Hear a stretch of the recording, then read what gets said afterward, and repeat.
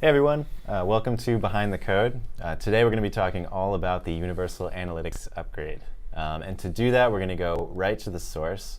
We have Nick Mielowski joining us in the studio. He's the product manager who's been working on the Universal Analytics upgrade tool, working tirelessly to bring this upgrade to all of our users. So thanks for joining us, Nick. Yeah, thanks for having me here. Cool.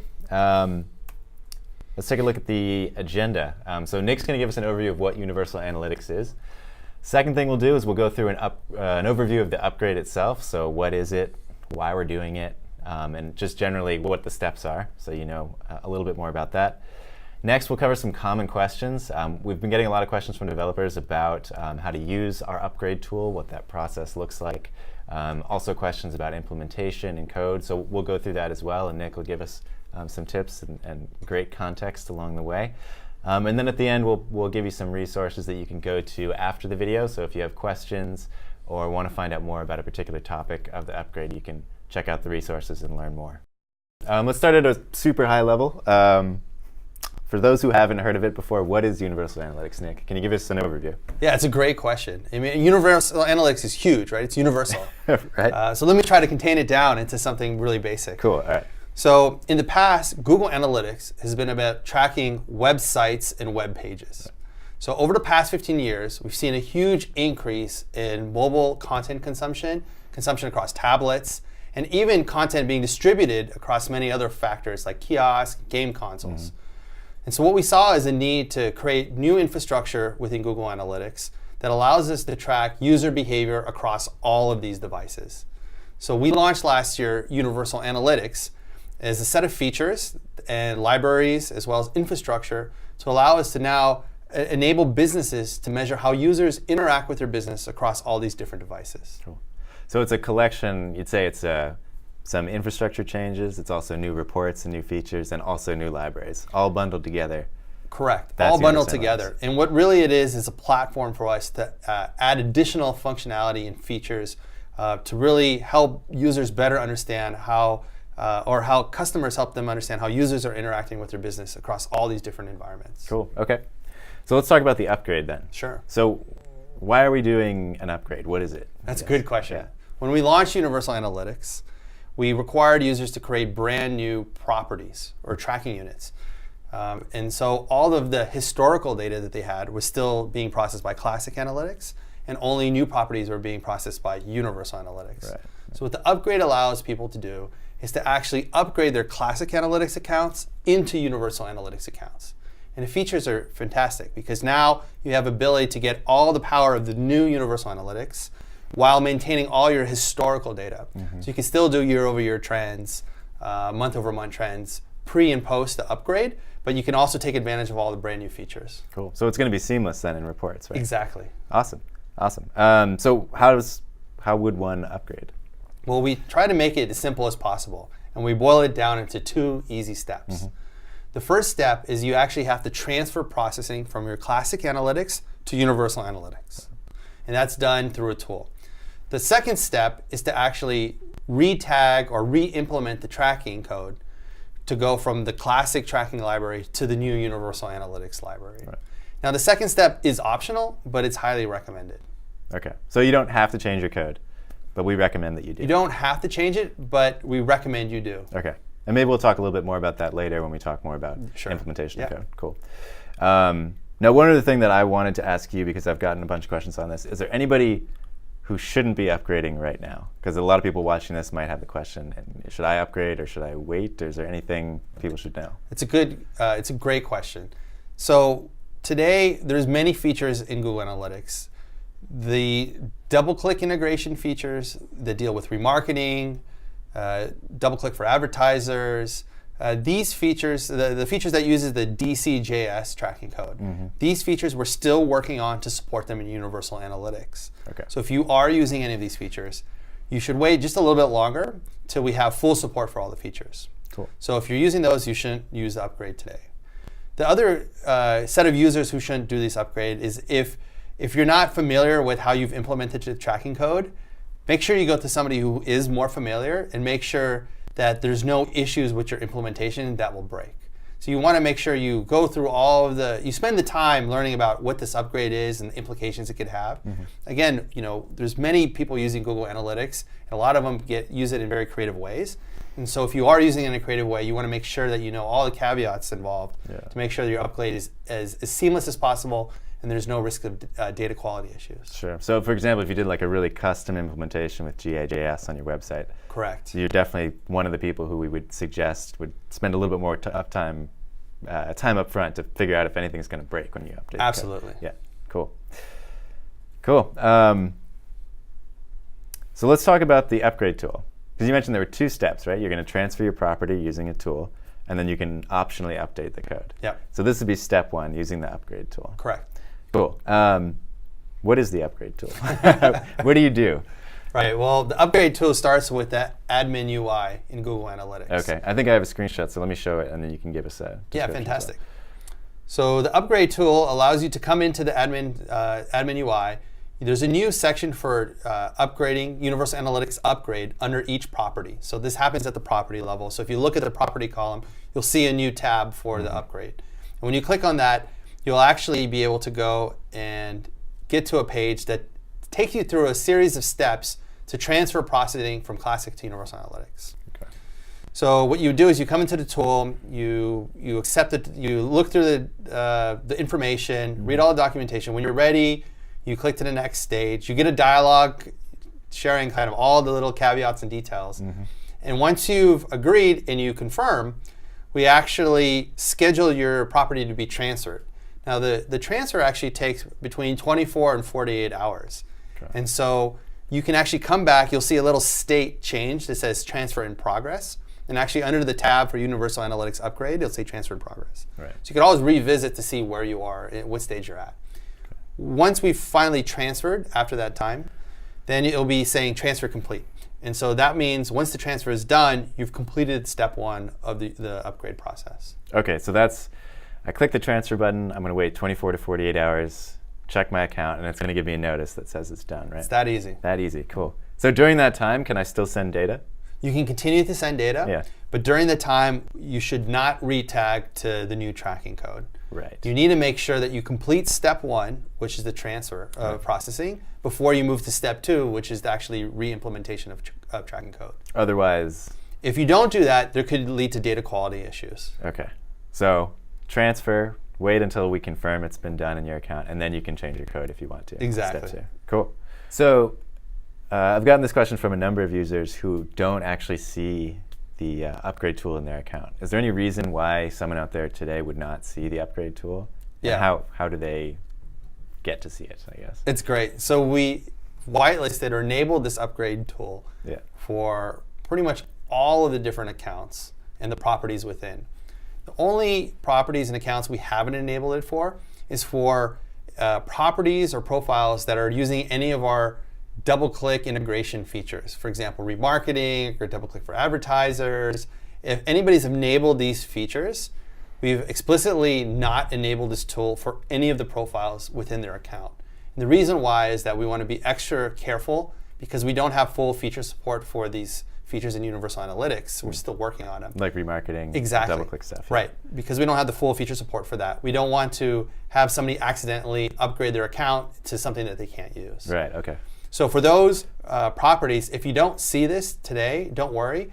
We're just ensuring that there will be no issues when we actually do enable it for them. Got it. Yeah. And for accounts that have a lot of users, how do you know if somebody else may have already upgraded your property? What you can do is always come into the property column and you'll look at the upgrade Universal Analytics upgrade tab, and you'll always get the status of where you are, whether the transfer is in progress or if it hasn't been done or if it's complete. Okay, cool. So it's in the admin section. Look at the property column, Universal Analytics upgrade tab.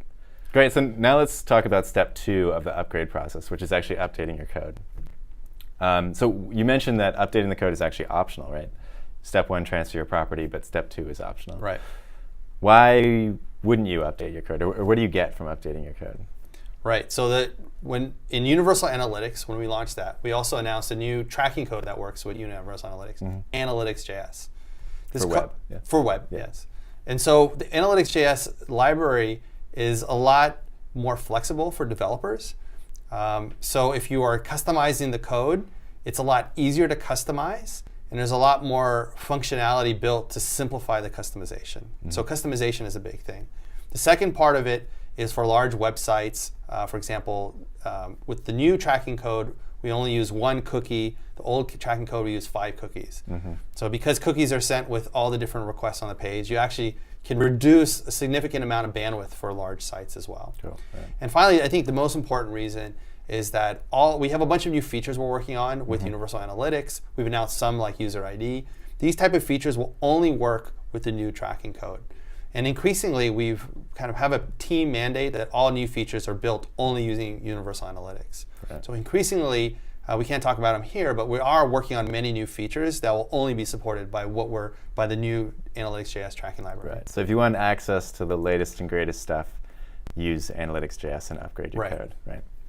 So can you give us like just an overview of the changes that you would need to make as a developer if you kind of had a simple site and a simple implementation of GA.js? What would you need to do to get to Analytics.js? Well, the basic implementation for Google Analytics on a website is to put a piece of JavaScript on all the pages of your site. So that piece of JavaScript has changed with Analytics.js. Okay. So at minimum, you'd have to go through all the different pages of your site and implement the new tracking code. Okay. Replace the old one with the new. Now, for people who are doing more sophisticated integrations, they have event tracking, social interactions, e-commerce. The actual tracking interface, the actual methods that you use on the tracking code have changed.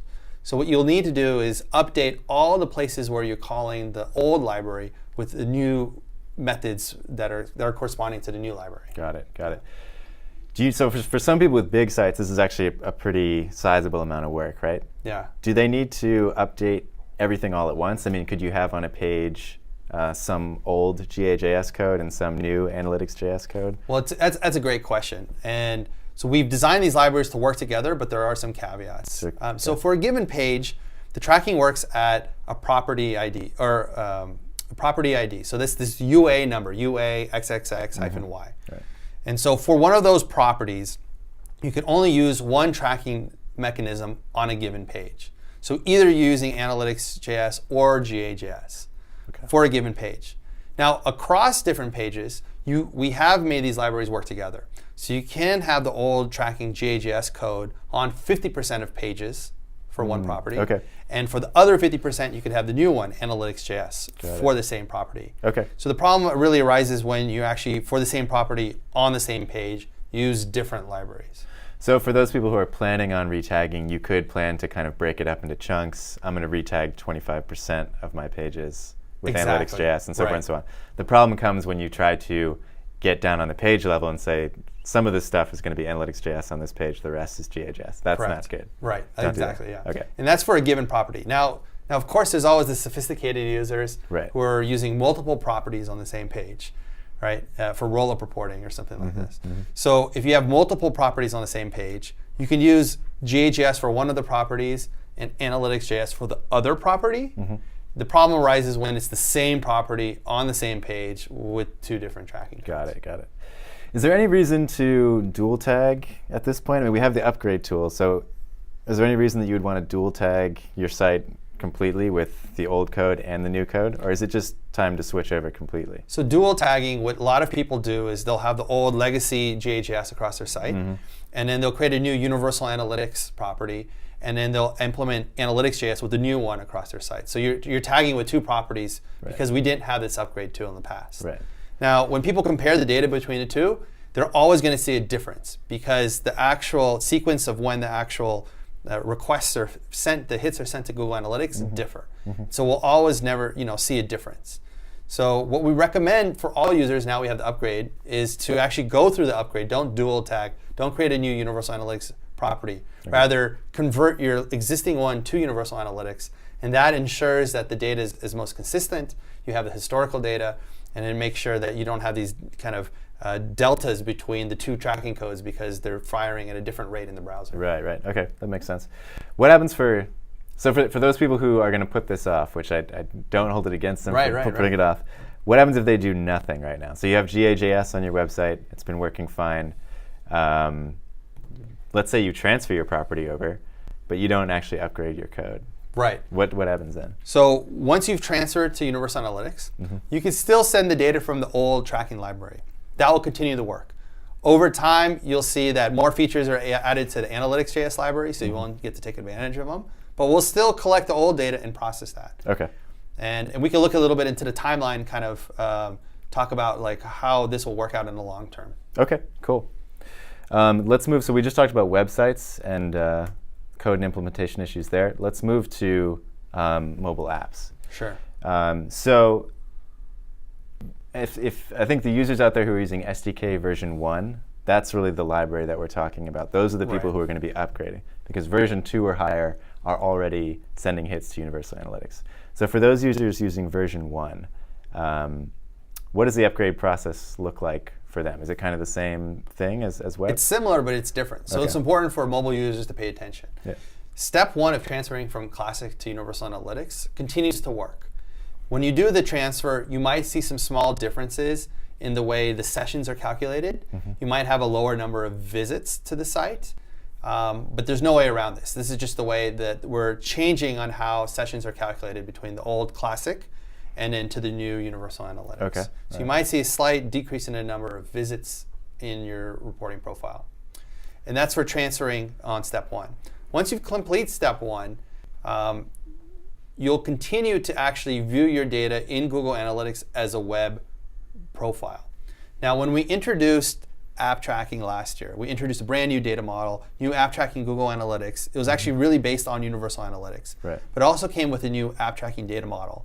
That was all around screen views and metrics that made sense for applications. Right. We also created a whole new set of UI reports specific to apps.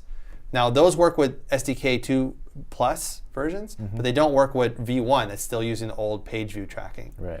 So if you are using V1, you have a couple options. One is to continue using the V1 SDK and viewing your reports in web profiles. Is the standard web profile. The second option you have is you can actually upgrade to V2, change all your code from page tracking to app tracking. Right. But today, if you view that in Analytics, you'll actually have to create a new app profile. And all your data will be in the app profile. Right. So the issue it becomes is that now all the new data is in app profile, whereas all the old data is in a web profile. Right. And so the challenge with that is that you actually can't trend data over time because they're in different profiles. Got it. So it leads to some reporting challenges. Got it. So if you want continuity between the data, you would complete step 1, transfer your property. Yep. Don't upgrade your code. Still use SDK v1 and keep sending your hits there, and that will work fine, and everything will be continuous, just like you'd expect. Correct. If you wanted to get access to the new reporting features for apps, all the new stuff that we've launched for apps, you'd actually have to create a new app profile or a new app view. Right. And then upgrade your code and send your data to that. Right. And that causes the break in continuity. Correct. Okay, so it's a bit of a trade-off. It's a bit of a trade-off right now. Right. This is something that we're working on. So by all means, like there's no rush to actually retag to version 2. But we do recommend at least looking at step 1 to transfer from Classic to Universal Analytics processing. Right, so step 1, everybody can do it. Everybody can do that today. It's the retagging where there's a couple considerations. Got it. Cool. Great, so we've covered step 1 and step 2 of the upgrade process. I definitely wanted to ask you more about the timeline, because I'm sure people are going to be wondering when they need to actually do this stuff and what we're doing on our end as well. Can you speak to, so we got 4 phases in this timeline. This is actually unique because we published our timeline. Right, usually we never publish timelines, so this is something Yep, it's pretty excited transparent. that we try to be as transparent as possible. So we got 4 phases. We're in the first phase, right? Correct. Can you walk us through where we are right now and where we're going? Right, so phase 1 was really the launch and announcement that we can actually do this upgrade. Our goal at the end of the day is to transfer 100% of properties from Classic to Universal Analytics, as well as get everybody to upgrade and to start only building features on Universal Analytics. So we announced the upgrade so people can migrate from the Classic to Universal Analytics a couple months ago. So that's where we are. Phase 2 is that we realize many people won't actually go through the step 1 transferring. So what we plan to do is to start auto transferring properties from Classic to Universal Analytics. So what that means is instead of the end users going into the interface and the admin tool and transferring, Right. we'll manually go in and set that bit for them.